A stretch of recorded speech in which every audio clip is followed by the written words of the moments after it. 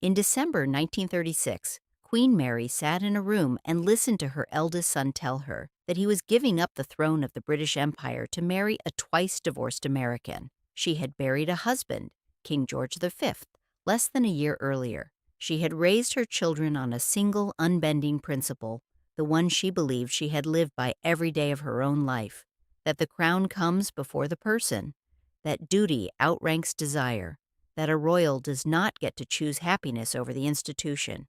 And now her son, her king, was choosing a woman over the throne. Queen Mary didn't weep. She didn't plead. By every account, she went cold, and she stayed cold for the rest of her life. Edward gave up the crown and went into exile, and his mother, the most controlling matriarch the modern monarchy ever produced, treated him from that day forward with a formal, glacial distance that never once thawed.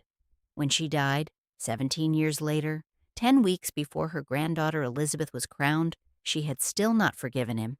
This is the story of a mother who chose the crown over her own son and never looked back. One thing first, because it trips people up constantly. Queen Mary, the woman at the center of this story, was Mary of Teck, born 1867, wife of King George V, mother of King Edward VIII and King George II. She is the grandmother of Queen Elizabeth II. The woman you may be thinking of as the Queen Mother, Elizabeth Bowes Lyon, born 1900, was a different person entirely. The wife of George VI, the mother of Elizabeth II. They were mother-in-law and daughter-in-law. Both were titled queen simultaneously during the 1940s, which is where the confusion starts. Queen Mary never took the title Queen Mother. She retained Queen Mary as a dowager queen until her death in 1953. Two women, separated by 33 years, and only one of them is this story. She was born Princess Victoria Mary Augusta Louise Olga Pauline Claudine Agnes of Teck on 26 May 1867 at Kensington Palace. The name alone tells you something about the aspirational mathematics of minor royalty. 6 given names stacked like credentials, staking a claim. Her father was Francis, Duke of Teck, a morganatic offshoot of the royal house of Württemberg, which meant royal blood without the financial backing to sustain it. Her mother was Princess Mary Adelaide of Cambridge, granddaughter of George III and famously extravagant with money the family didn't have. The Tecks lived abroad periodically to economize on debts. Florence in winter. White Lodge when funds improved slightly. Mary grew up in the specific discomfort of a household that was royal in status, but precarious in practice, close enough to the institution to understand exactly what it offered and what it cost. The first lesson came early, and it was a hard one. In 1891, she was engaged to Prince Albert Victor, Duke of Clarence and Avondale, the eldest son of the future Edward VII, first in line after his father to the throne. He wasn't, by most accounts, an impressive man, intellectually limited, rumored to be dissolute, whispered about in ways the palace found embarrassing. None of that was Mary's problem. He was the heir. She was engaged to him. In January 1892, Albert Victor died of influenza that progressed to pneumonia within days. He was 28. The engagement dissolved with his death, not by any choice of Mary's. Less than 18 months later, in July 1893, she married Albert Victor's younger brother, Prince George. Same dynastic slot. Different man. James Pope Hennessy, whose 1959 authorized biography remains the standard scholarly reference for Mary's inner life, portrays this as the foundational act of her identity as a royal. She stepped into a dynastic requirement that had nothing to do with her own trajectory and made it her own. Her feelings about Albert Victor's death are, as Pope Hennessy notes, largely absent from her surviving letters, a silence biographers have consistently read as suppression rather than indifference. She didn't perform grief. She performed duty instead. She married George on 6 July 1893, became queen consort when he acceded in May 1910, and from that point forward she increasingly identified herself with the monarchy as institution to an exceptional degree. She consciously schooled herself out of spontaneous individual expression and into the role of queen, not because it was natural to her, but because she decided it was required. The girl called Mary of Teck from the precarious household in Florence remade herself into Queen Mary with the deliberateness of someone who had seen what happened when royalty couldn't sustain the weight of its own dignity. Prince John is one of the starkest examples of where that deliberateness led. Mary's youngest son suffered from epilepsy and developmental difficulties, severe enough that the family kept him largely out of public view, separated from the household at Wood Farm, Sandringham, under the care of a nanny named Lala Bill. He didn't appear at public functions. He didn't feature in the official portrait of the monarchy that the institution wished to project. He lived at a careful remove, and the world was told very little about him. He died in January 1919 at the age of 13 after a severe epileptic seizure. Biographers record Mary's response as marked by self-control and a rapid return to public engagements. Edward, who was 11 years older than John and had barely known him, wrote his mother a letter after the death that was callous enough that he felt compelled to write a second letter apologizing for the first. In the second, he wrote that he had been cold-hearted and unsympathetic and acknowledged how little poor Johnny had meant to him, that he had barely known his youngest brother. She didn't reply to the first letter. What she made of the second isn't documented. What we know is that she didn't make it a rupture, and she maintained the same formal relationship with Edward that had always characterized her dealings with her children. By 1928, she was applying the same logic she had applied to John's situation directly to Edward, now the Prince of Wales. A letter she wrote to him that year, widely cited through Pope Hennessy and secondary sources, admonished him about marriage and his obligations. The formulation most often quoted, that no one has a right to happiness in his position, and that he wasn't only a private individual. This isn't a mother casually nagging an adult son about settling down. This is a woman delivering a verdict she had already applied to herself, in writing, to her heir, as a statement of what she believed the crown required of him. He was 34 when she wrote it. She had been watching him for years by then, and what she saw alarmed her. George V, her husband, was more vocal about the same concern. In 1934, he said of Edward, Philip Ziegler records this in his authorized biography of Edward VIII, "After I'm dead, the boy will ruin himself within 12 months." Mary shared the view. She expressed it through conduct rather than declaration, which is how she expressed most things. The list of what she disapproved of is specific and documented. Edward's serial affairs with married women, most notably Winifred Frieda Dudley Ward, with whom he maintained a relationship from approximately 1918 to 1929, while she remained married to another man. Mary was aware of this by the early 1920s. She refused to receive Frieda socially. No letter of direct written denunciation exists. The disapproval is documented through behavior, the absent invitation, the closed drawing room, the turned shoulder of a woman who understood that silence was more effective than confrontation. Lady Thelma Furness followed in the early 1930s, and the pattern repeated: distance, refusal, the same controlled expression of a position that needed no announcement. More broadly, Edward despised routine. He shirked official work.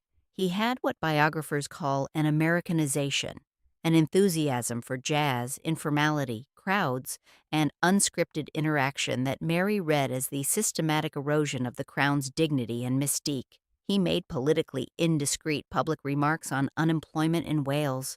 He refused to open a new wing of Aberdeen Royal Infirmary in August 1936, citing mourning for his father, and was photographed the following day on holiday with Wallis Simpson. In a letter to Frieda Dudley Ward, he had written of himself, "I'm not a big enough man for the job." His mother had known it for years before he wrote it down. Mary and George V had met Wallis Simpson at Buckingham Palace in 1935 and subsequently refused to receive her. The constitutional crisis that erupted publicly in early December 1936 wasn't a shock to the family in terms of Edward's attachment. That was long established. The shock was in the conclusion. George V died on 20th of January 1936 at Sandringham, and Edward succeeded as King Edward VIII. He had been king for less than 11 months when the crisis broke. By October 1936, it was rumored in high society and abroad that Edward intended to marry Wallis as soon as she completed her second divorce. Prime Minister Stanley Baldwin warned him formally on 16th of November that such a marriage wouldn't be acceptable to the government or the Dominions. Edward's response, per his own later account, was unambiguous. If the government opposed the marriage, as the Prime Minister had given me reason to believe it would, then I was prepared to go. 3 options were put to the Dominion Prime Ministers: marriage with Wallis's queen, a morganatic marriage without the queen's title, or abdication. The Dominions rejected the first 2. The British press had maintained a self-imposed silence on the affair through most of 1936. The silence broke on 3 December when Alfred Blunt, Bishop of Bradford, gave a speech that was taken as public commentary on the king's private life. He later claimed he'd barely heard of Wallis Simpson, that he was simply expressing disappointment at Edward's failure to attend church. The press had been waiting. Within 24 hours, it was front-page news across the country. What Queen Mary said and did during that specific crisis week, between 3 December and 11 December, survives most reliably in the private diary of Archbishop of Canterbury Cosmo Gordon Lang. Writing on the eve of the abdication, Lang recorded that Queen Mary was much moved and distressed about her son. But as usual, wonderfully the manuscript truncates there, but the shape is clear. Lang was a first-hand witness, writing for himself, with no reason to soften the picture. He saw a woman in genuine distress who was containing it with practiced discipline. She wasn't cold during the crisis week. She was in private grief, applying to that grief exactly the same containment she applied to everything else. The coldness that biographers describe came after. During the abdication itself, there was feeling, tightly held, immediately controlled, and never performed for anyone who might have been moved by it. She had been doing exactly this since 1892. On 10th of December 1936, Edward signed the instrument of abdication at Fort Belvedere. 3 of his brothers, Albert, Henry, and George, co-signed as witnesses.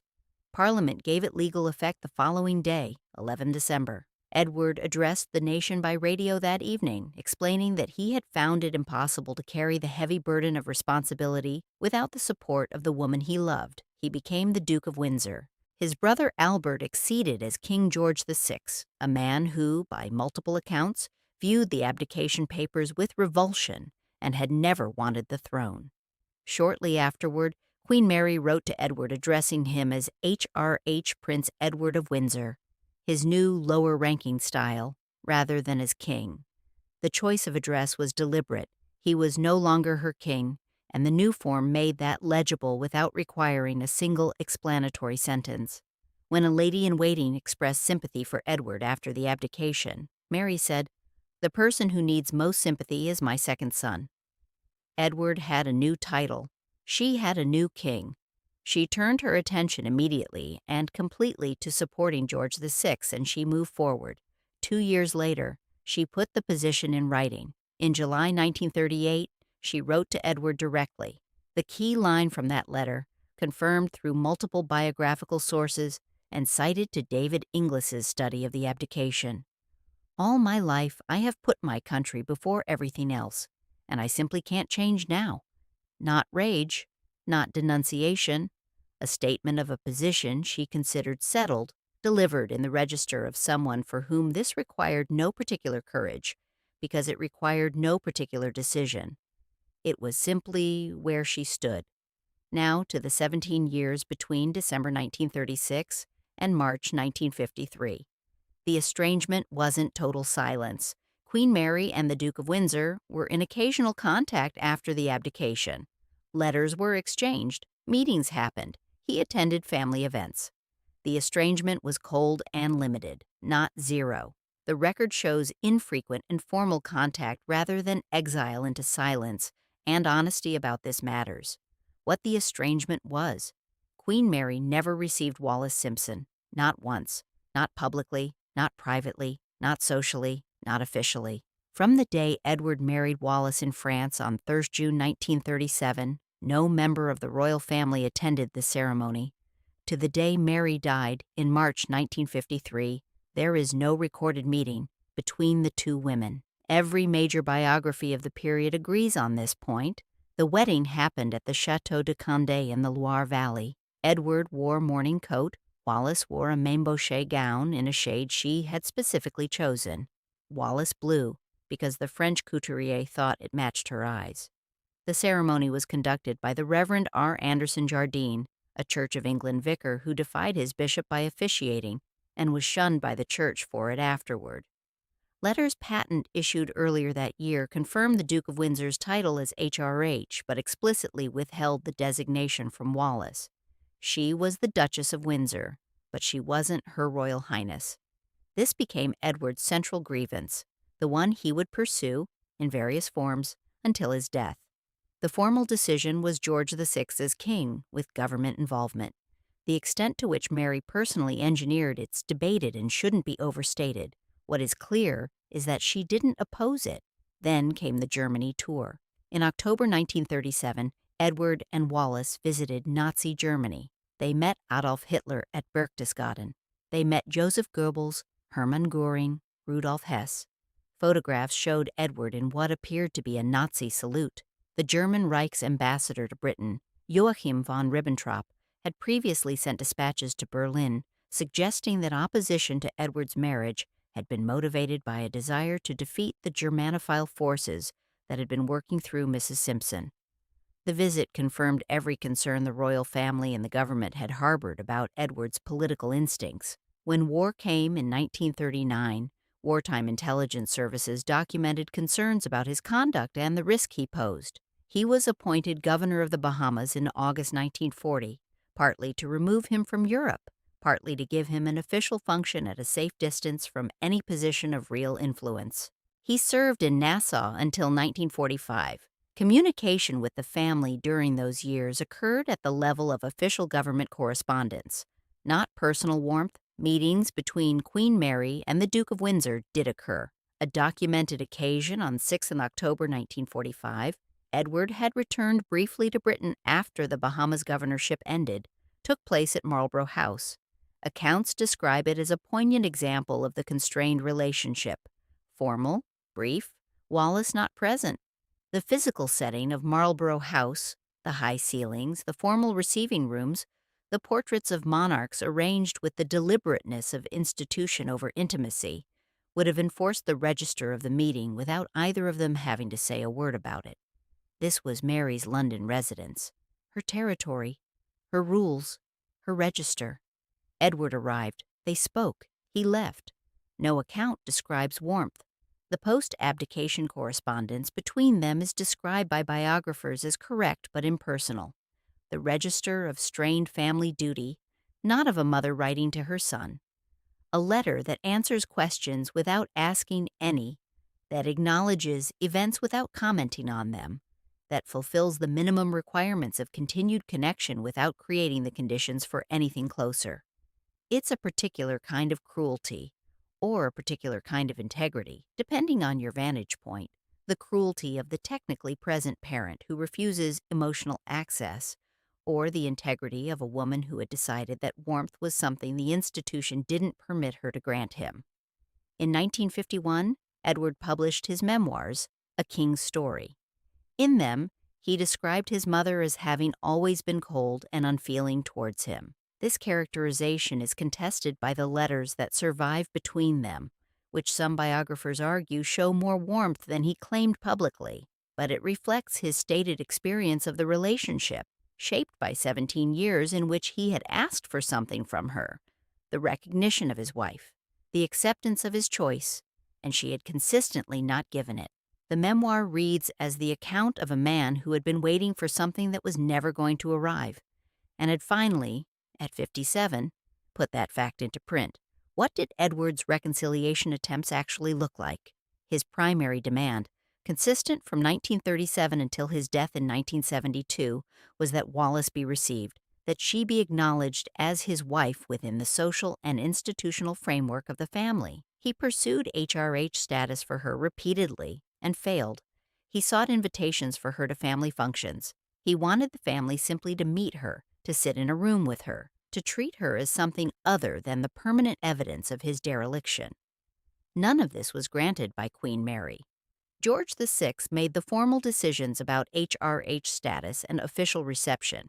With his wife Elizabeth Bowes-Lyon actively and personally hostile to Wallace, she referred to her privately as that woman, and her lifelong feud with the Duchess is its own documented story.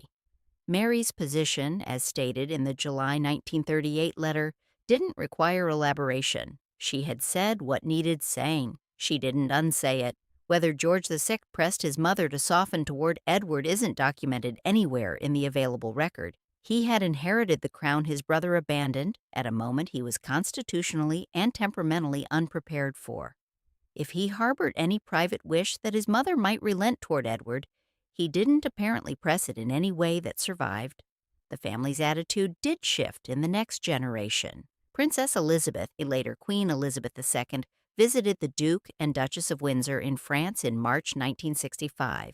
She visited Edward at his Paris home on 18 May 1972, days before his death, and received Wallace there. These partial thaws came from the next generation and postdate Mary's death by more than a decade.